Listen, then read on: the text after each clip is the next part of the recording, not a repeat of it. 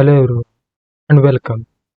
This video you are going to learn king and pawn endgame when the pawn is on A and H file, which is also called as rook pawn.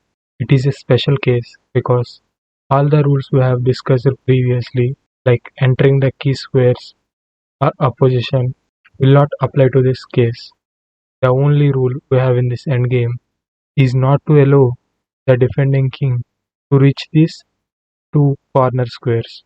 In the case of H pawn, we should not allow him to reach these squares. So let's consider this position and get started. In this case, it's white to move. But first of all, we should check whether it is winning. We push the pawn all the way without touching our king. To check it, there is a rule for us which is called rule of the square. We consider this rule when it is the turn of defending king to move. So first we will make the move with white, which is h4. Now we will draw a line from the pawn to the promoting square. Then we will make a square out of it.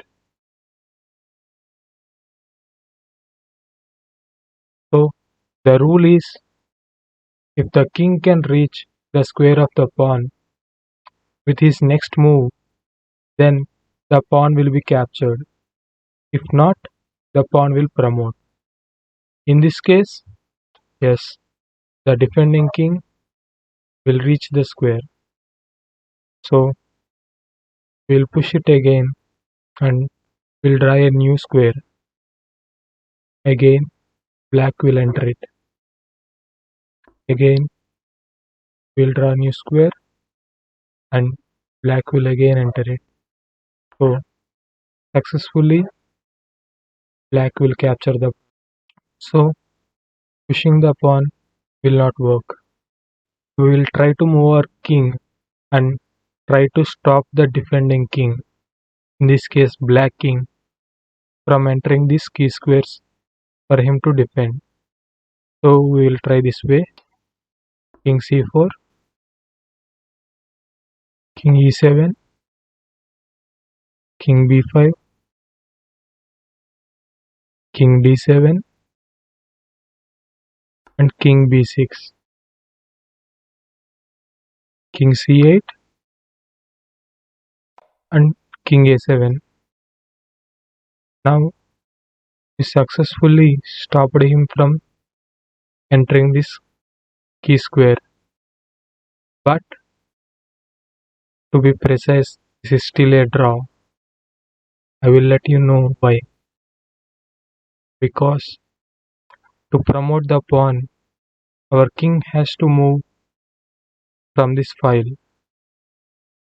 and when he moves, black will take control of the square. So the game will end in a draw in this fashion. King c7, a4, king c8, a5, king c7, a6, king c8, he moves b6, black will take control of promotion square, and if he tries to stick with that, will end in a nice stalemate with king c8. So for black, entering these squares will work for sure, but controlling these squares will also work. Now I am going to show you how it is useful to know these endgames from the Grandmaster game. This game is between Nihal Sarin and Vidit Gujarati in 2019 Rapid Championship. In this position, Vidit just played rook takes on f4 and Nihal Sarin offered a draw and they agreed for a draw. You might wonder why Nihal offered a draw with an extra pawn, but if you have good endgame knowledge, you'll understand why it's a draw. Let us check it ourselves. Takes on f, knight takes on f4, and king cross f. Now it's a draw because black king will control h8 square. So we'll quickly see how it goes. King d6, king f5, king e7, king g6, king f8. Yes, white will stop black from entering h8, but as you have seen in previous one, it will be a draw. The game should have been continued like king f7, and black will not chase the pawn because staying there will do the job for black.